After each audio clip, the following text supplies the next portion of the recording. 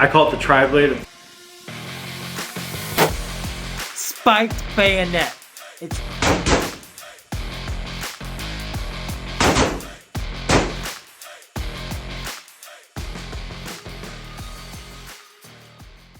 Hey guys, welcome to Rifleman Reloaded. Hey, it's been a while, especially since it's been me and him.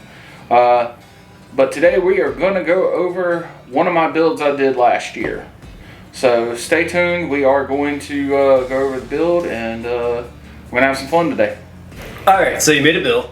You did an AR-15 build. This is chambered in 5.56, if I'm not mistaken. Yep. So let's work ass to front or butt to front. And you want to kick it off with the rear? Well, I'll kick it off with the lower. So for the lower, I went with a Spike Industry lower build, but the internals are Rise Armament, and the lower trigger guard is a Timber. Inside, the actual trigger is a Baron 2-stage bronze. Is it called bronze nickel or Baron nickel? Baron nickel. Baron nickel, 2-stage trigger. Most of my guns, I have one gun that doesn't have, but most of my ARs have the two-stage trigger system. It's just preference. I like it. I like the fact that I have the little bit and then it clicks. You have that wall. Yeah. So I know my pressure to where to put it. So that is the bottom. This is a Magpul handle, and of course we all like our FDE around here. Right. Yep. So I went with the color scheme of FDE and black, and of course I do have the red for the Spike Industries lower. This gun, I call her Arachnid. It's not only because she got a spider, but because she's a little nasty bitch. So we'll go up to the top. Start on the top. Magpul. Adjustable stock. Adjustable stock, and internal is the Palmetto State Armory buffer tube spring and buffer. Upper. Well, I'm sorry. What kind of buffer tube is that? It's a carbine. Is that PSA or is that Spike's carbine buffer tube as well? It is PSA. PSA. Okay, cool. Yeah. So the only thing on here there's only a couple things on here that's not PSA. Like the lower. Of course, these are Magpul, but I got them That's on every rifle. Yeah, but I got them all from Palmetto State Armory. Mm-hmm. Let's see. So we'll go up. So this was a fully built upper. It just did not have the BCG. Mm-hmm. It comes all black. So this FDE that you see right here, I sprayed it myself And baked it. Yep. Spray and bake. Spray and bake instead of shake and bake. There you go. So Wheeler makes a ceramic coat that is really good. You just got to make sure you clean your surface very, very, very, very well. I usually recommend cleaning it with Dawn dish detergent. Oh yeah. And then wiping it down with some lacquer thinner. Yeah. And then after it dries for a few minutes, then you can start your first coat. This has about 6 coats on it. So you did 6. I did 6, and then you put it in your oven at like 225 for 30 minutes. What else did I? Preferably after you make your dinner. Yeah. Did I Cerakote anything else? No. Yeah, this. You did the because bipod too, didn't you? No, that came. So the bipod is a Clee-Live. Yeah, we always. C-Live. You can get them on Amazon. They are really, really dependable. I mean, I got them on most of everything I own. Off Amazon. And they're cheap. They're $30. They do just as well as the high dollar ones. I would say I like it better than the Magpul. Yeah. Sue me. That's just how I feel. I did the trigger guard here. It was black, but I did ceramic coat that. I remember I had to ceramic coat that too. But this, from here back, is PSA. I have a lot of their stuff. They're really reliable. I've never had an issue with it. Amazing gas blocks. Let's see. The foregrip is a Magpul foregrip. I like, with this being the shorter rifle, I like the shorter grip. I don't like the pistol grip on it. That's the old series too. Yes. Which I like better than the new Hemlock angled grips. Yeah, because they're wider, they're beefier. They're beefier and they're also shorter. Yeah. I like having a little bit more away from the barrel because these, you know, when we go to rapid fire, these barrels get hotter than hell. Yeah. Especially the thinner it is. The charging handle. The charging handle, this was a charging handle that I got from one of the gun shows. It did have a paracord on it where I could pull it, but I took the paracord off of it. But it is just a mil spec, basically, nothing special. You have wide grips on those. Yes, I like that. AR-10. Yeah, I like that because it's just easier to. Yeah, it's easier to pull back. You know? And it's not like the one on my. What is it? The one on my AR-10. That's a so pure mil hard. spec. Yeah. That's a pure mil spec standard. That I can't wait till you change. Yeah. Eventually, I'm going to change out the charging process too, where I can charge it on both sides, where I can push the button and it'll rack it from either side. What else do I have? This maybe you need. Since you worked your way up, you talked about the gas block. It's non-adjustable. Yep. You have your standard A2 birdcage muzzle device. Which, by the way, are you ever going to switch to that, or are you going to keep it that A2 birdcage look? No, I'm going to eventually change it out. I'm going to change it out for probably something through AT3. And by the way, since we're on the muzzle device, let me be the first one to speak. Switching on a muzzle device is far much easier than putting on a barrel. Yes. God, yes. So, if anyone out there that wants to buy, let's say they find an upper, a complete upper that they like you did. They like it and they're like, man, I really don't like that muzzle device. You should not be in fear of taking off that muzzle device. The only thing is, you want to make sure that if you do swap out your muzzle device, you want to make sure that you have another crush washer that you can install with it. Some muzzle devices come with additional, actually they come with a couple things. They come with shims, and they also come usually with a crush washer. Yeah, and sometimes you only need the shims depending on the barrel, who makes the barrel, who product the barrel, because some of them you have to double shim, some of them you have to triple shim, some of them you don't even need a shim. Those are my favorite ones. But eventually it will be changed out. Mm-hmm. Of course, you know me, I went with my Ventus iron sights. You did a 45-degree candid. You did pop-up. Yeah. And, I can't wait to do that episode, pop-up versus fixed. Yeah. Because there's pros and cons of each one. Yep. And then I have a 1-inch. Well, they're two separate ones because at the time I couldn't find a long 1-inch riser. So I believe these are from Amazon as well through another one of those China company. China company. Scope wise, I am running a True Glow scope. Yes, you can get on to me because it's not a high dollar scope, but this thing has stayed true. We've done taking this thing out 3 years. Past 2 years, yeah. Yeah, almost 3 years. And it's never lost a zero. Never. And it's been dropped and everything. But it is I believe this one is a 6x24. 1x6x24. And it does great at 200 yards. Yeah, I like it better than the one on the AR-10, but I was going to bring that up later. Yeah. I don't know why, I just like that one better. Yeah. Well, the sight. The eye relief is so much easier to cope with. But then again, the one on the AR-10 is a little bit bigger. It's a 9x32. Correct. And that makes sense. Yeah. I mean, I just like it better. Yeah. But it is an LVP scope. LVPO. So, yeah. Thank you for correcting me. Low power variable optic. Yes. Both my rifles, except for my other AR, which is a more of a short defense rifle. Both of my long range rifles, this one and the 6.5 Creedmoor, both rock a True Glow. Y'all can give me the hell as you want to, but yeah, this scope might be $200, but I'll put it up against your high dollar scope.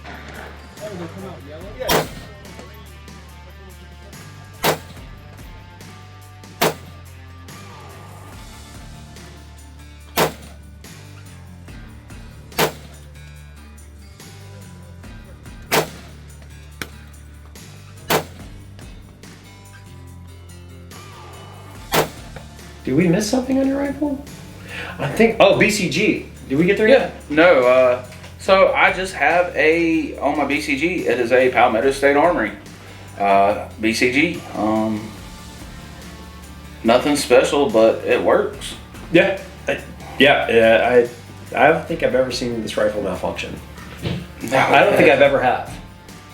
And we thought it was going to because it was my first build, and it never did.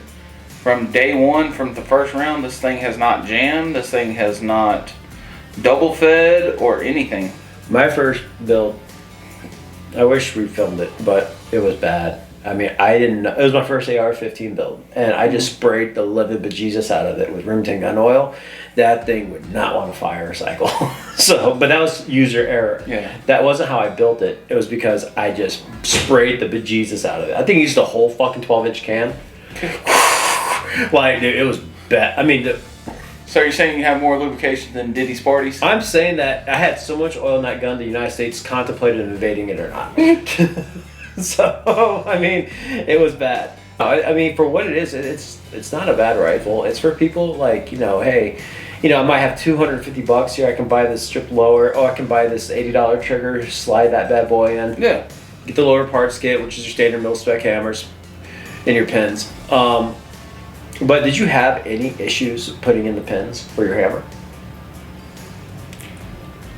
Yes, because they don't like me very much. Yeah. So, what I on advice from Zach, what I did was I went and took a couple of.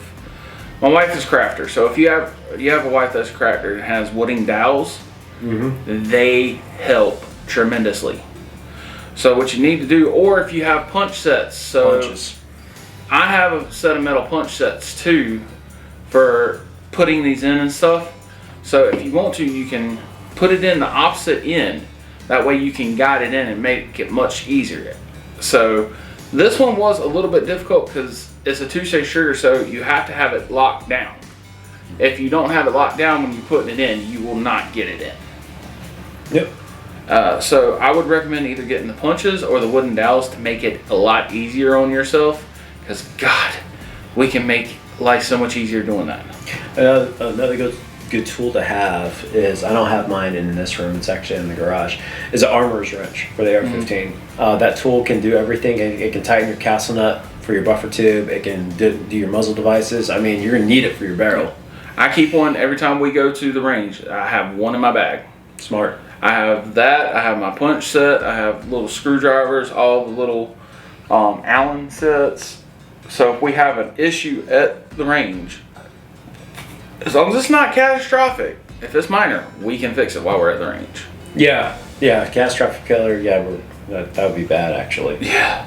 And you always bring a medic bag too. We didn't bring it to the table, but it was in the car. Yeah, I always have a med bag just to be safe. It's just got standard stuff in it. It's got Israeli bandages, tourniquets. It's got a med kit or trauma med kit in it for bleeds and stuff, which have the powder. Yeah. I mean, because even though it might not be you that has that problem, it might be someone else who's new at shooting and makes a critical failure, a critical mistake. And when that happens, seconds count, especially if it's an artery or something like that. Seconds count. Yeah. I mean, the good news is that this is a 5.56, not as superior as a 760 by 39.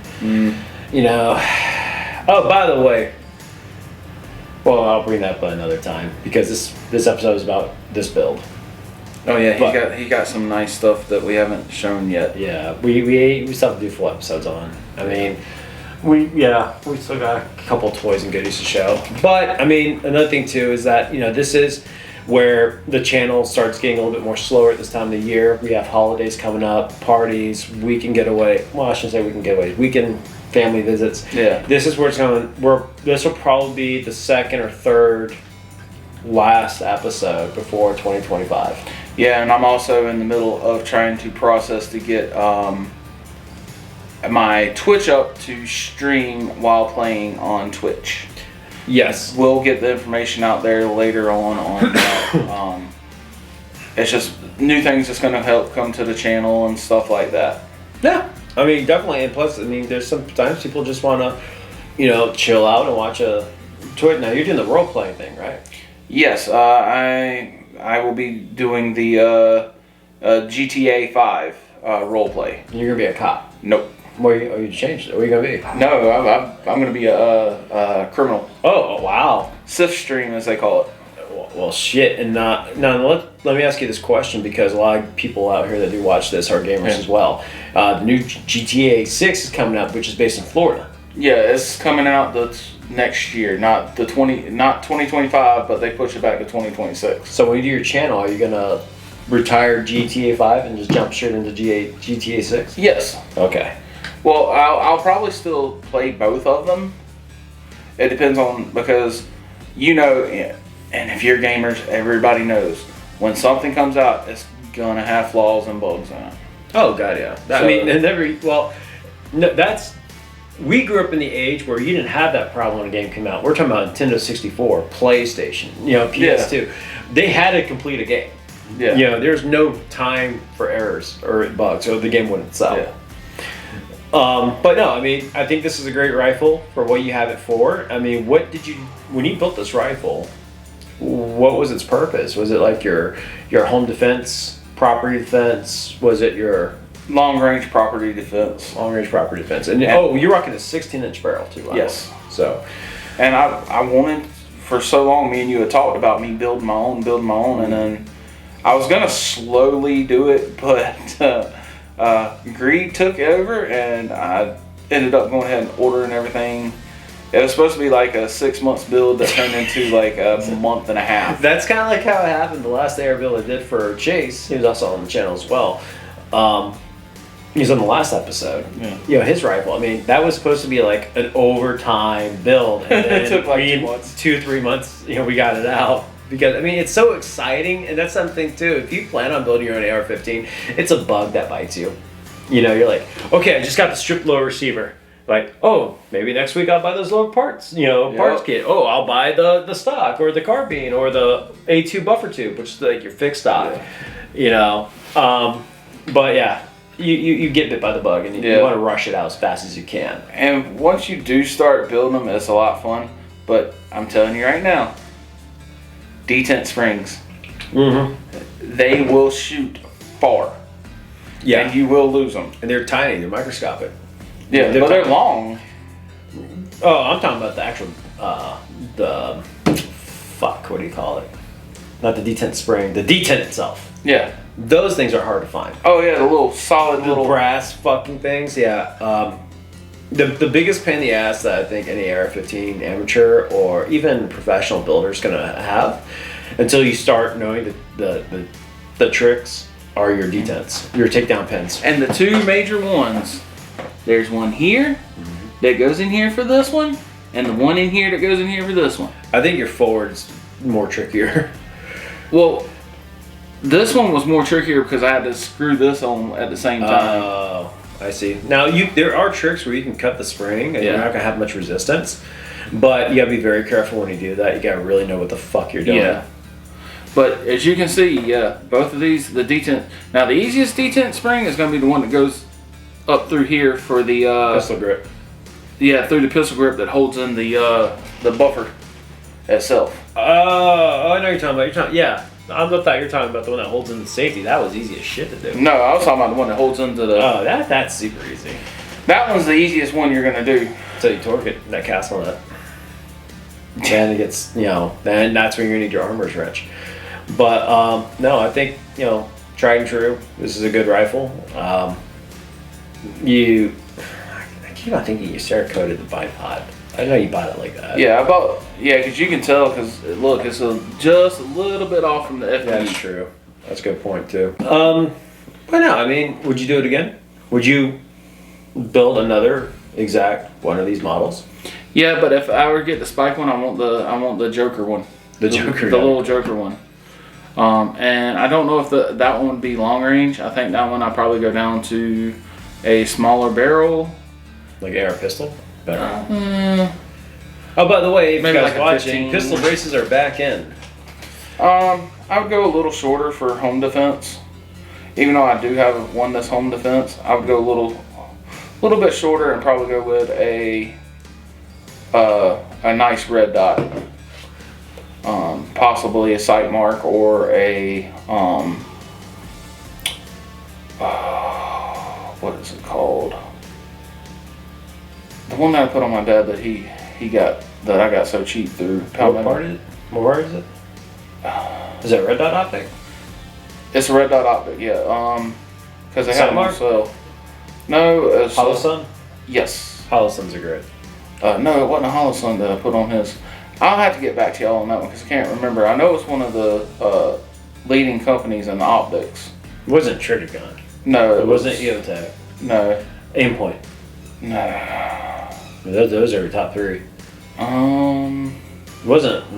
Leopold doesn't make red dots. No. I'll have to get back to y'all on that. I can't remember which one I'd gotten for him, but it was they had it on sale with certain things. That's why I like Palmetto State Armory the most, because they always have amazing deals. Mm-hmm. Especially it's coming Christmas time and stuff. Y'all be on their website for emails and stuff because you can get pretty good deals. I think if you want to get into the entry level of AR-15s, I love PSA. Yeah. You know what I mean? They're actually releasing their MP7 clone. Yeah.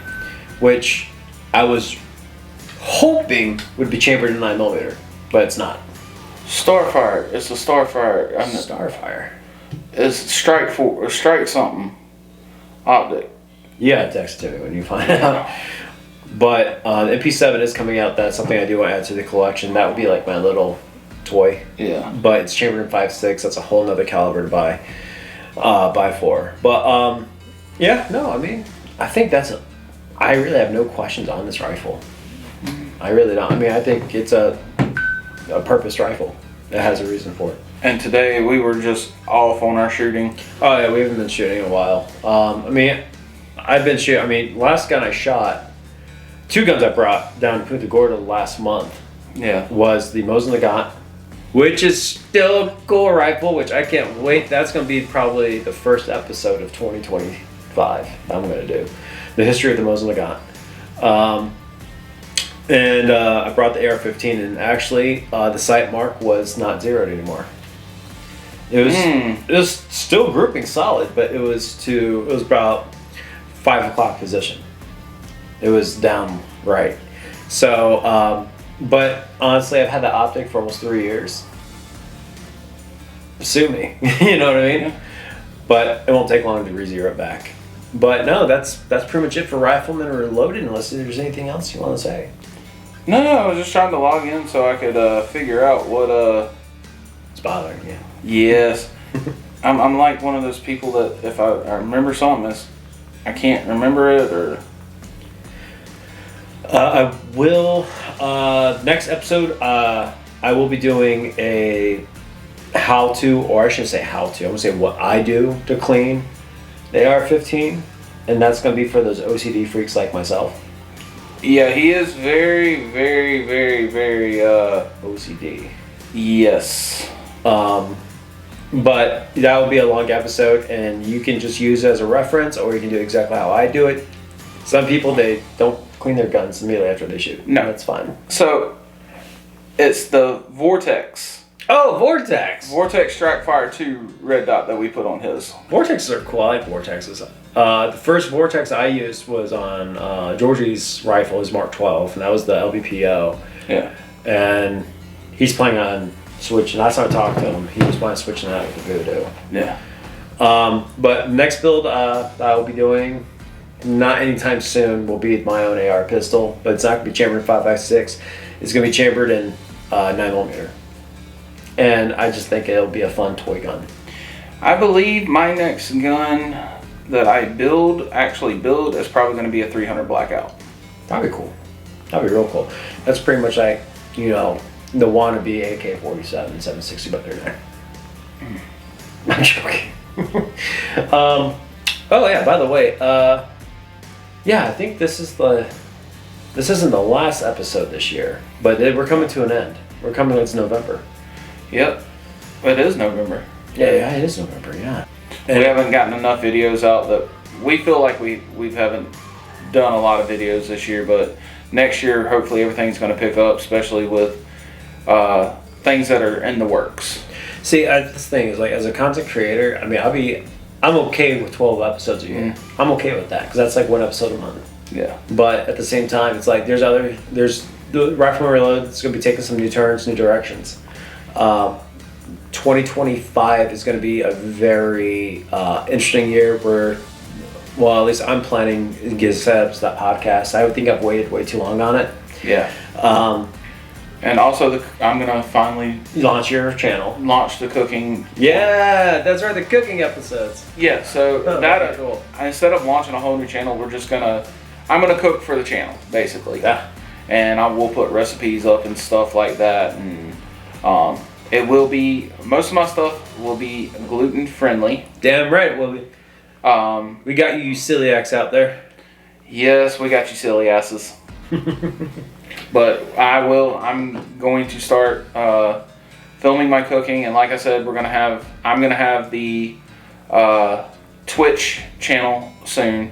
Duh. But yeah, like we said, I'm gonna do some cooking stuff. MRE reviews. Oh yeah, I wouldn't mind do those. Yeah, actually, my brother did I think it was Smoky Mountain MRE that was biscuits and gravy. And he said it was freaking good. Now, was it an MRE or was it a freeze dried? It was an MRE. Meal ready to eat. And then, like I said, eventually I will be coming out with my Twitch channel. The only thing is, if the server I get into, I'm not allowed to reference Rifleman Reloaded. Because they just don't want you advertising another channel because they are very, very popular and it is a big M5 server.